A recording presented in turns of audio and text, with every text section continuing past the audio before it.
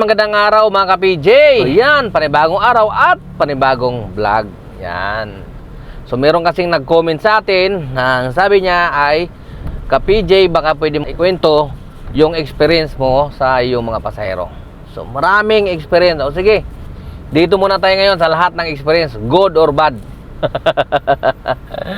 Unang-una, dito muna tayo sa bad. Okay. May nag-book sa inyo, pasahero, 4-seater. Pagdating doon sa pick-up location, hindi mo lang sila magsabi na 5 pala sila. Okay?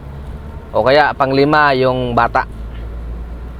Pagdating mo doon, siyempre, magre-react ka, ma'am, 4-seater lang po yung binok nyo. 5 po kayo. Eh, kuya, bata lang naman eh. Kahit bata po yan, kasama po sa bilang yan. Dahil may buhay yan eh. Halimbawa, may nangyari sa inyo na aksidente, kasama sa bilang yan. Babayaran ng insurance, di ba? Pag 4-seater ang binok, dapat 4 lang talaga yung sasakay. Kasama na po yung bata doon. Okay? Yung iba kasi hindi naiintindihan eh. Akala nila, soplado ka lang. Mayroon pang katwira na, kuya, kandungin na lang namin. Ano to, jeep? Hindi naman sa dahil sa nag-aano kami sa pamasahe, kundi yung kaligtasan. Kasi yun yung tinitingnan eh, yung safety. Pangalawa, kuya, padaan sa drive-thru. Ay, nako.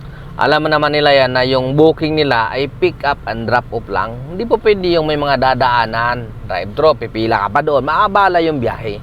Hindi kasi to kagaya sa taxi na, sige, mag-drive-thru, walang problema kasi mayroong waiting time yan, di ba? Umaandar yung metro yan, gumagana yan, di ba?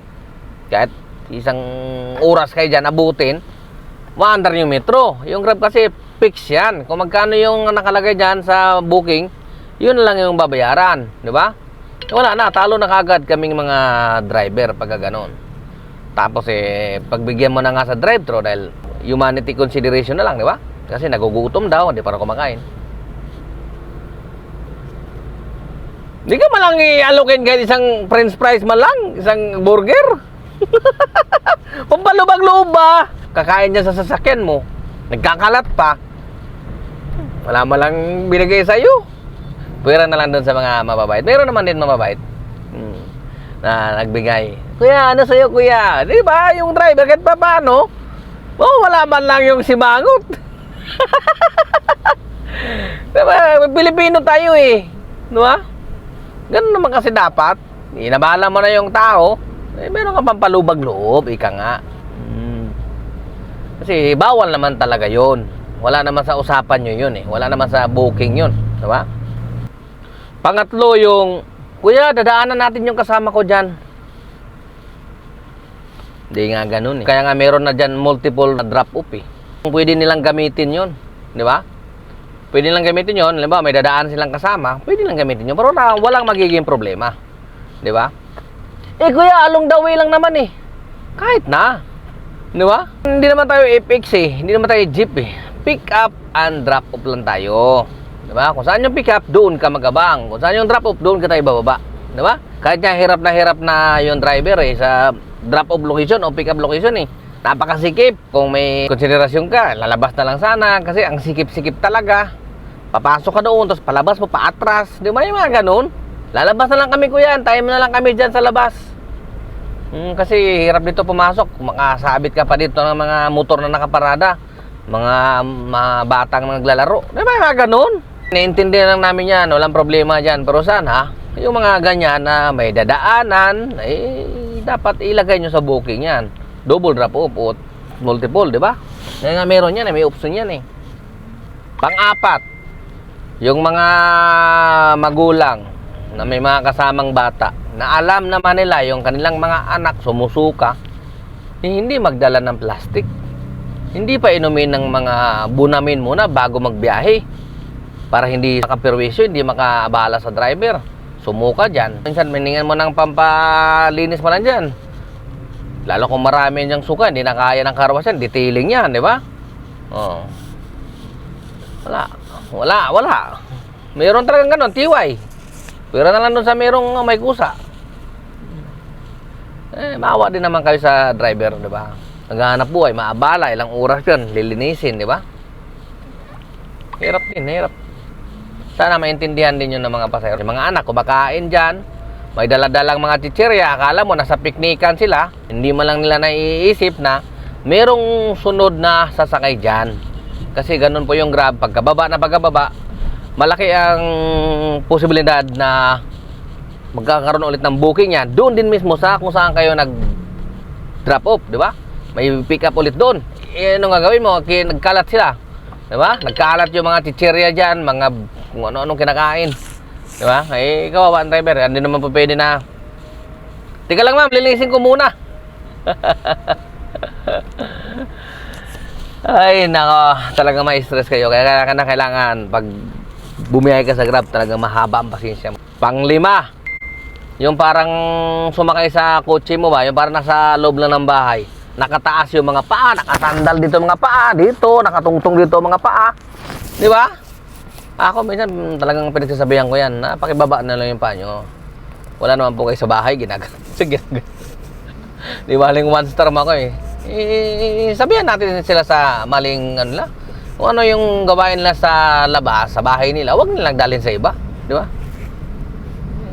Respetuhan kasi dapat eh. Ganun lang yun.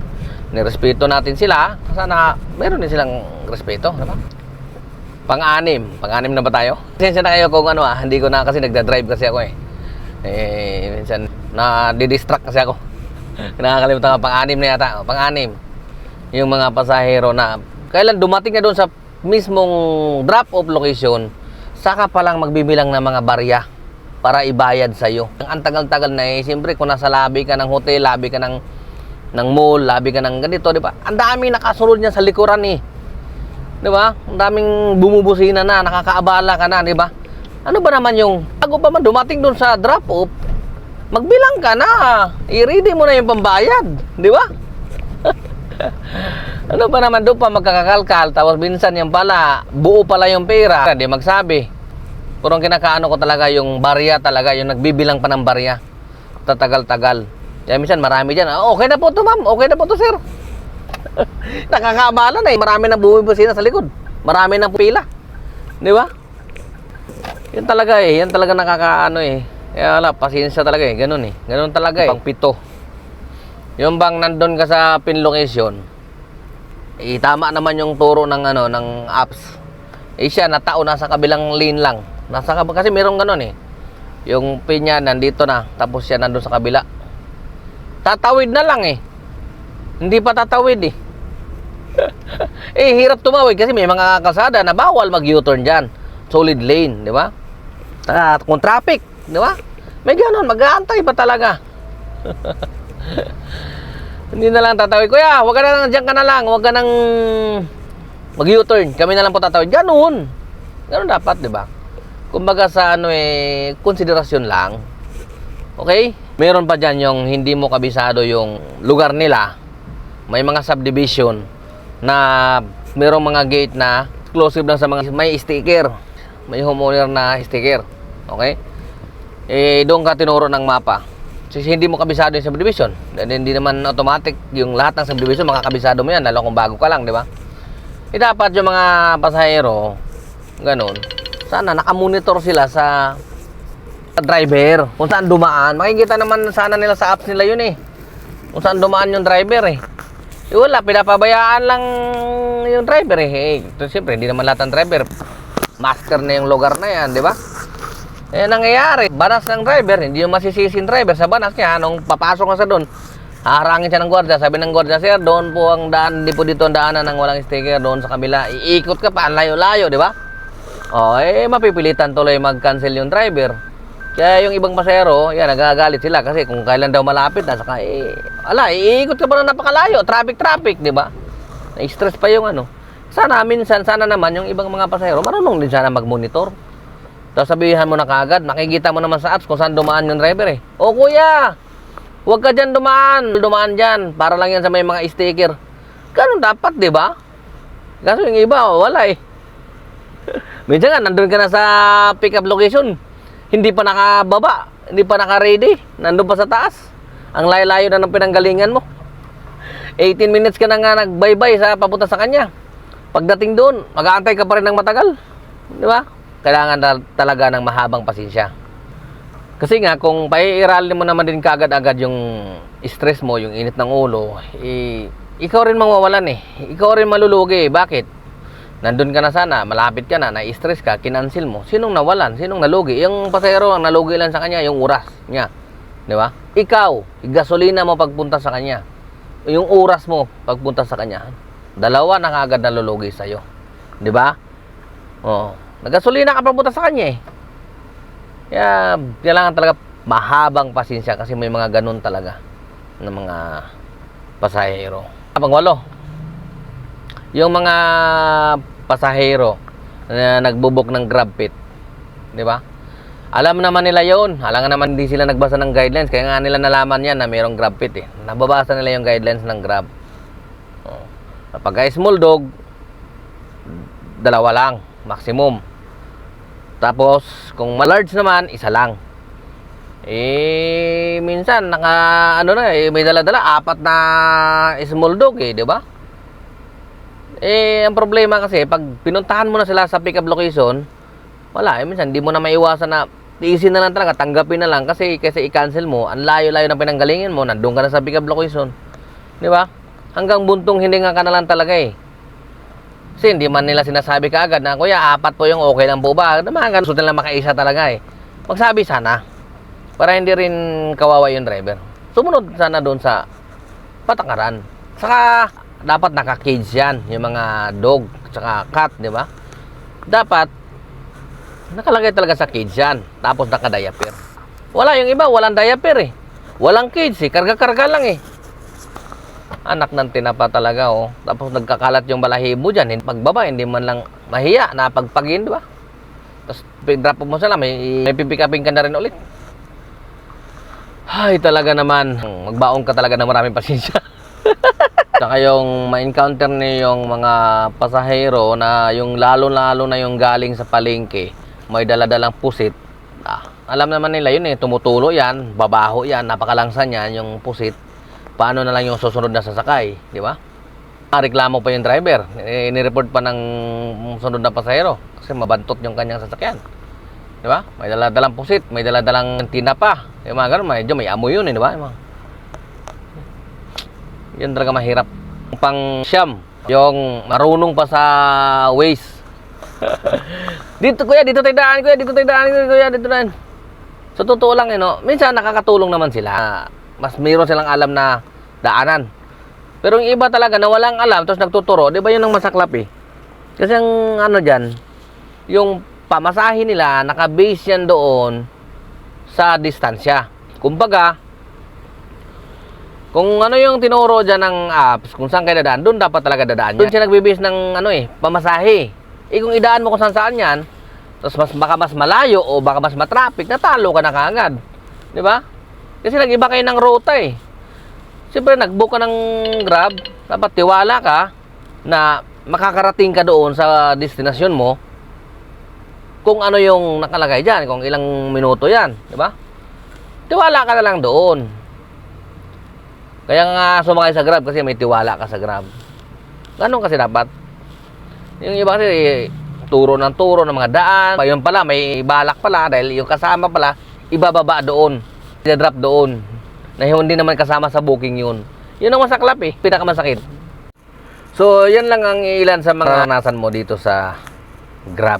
Konti pa lang yan, mas marami pa dyan. Dito naman tayo sa mga good.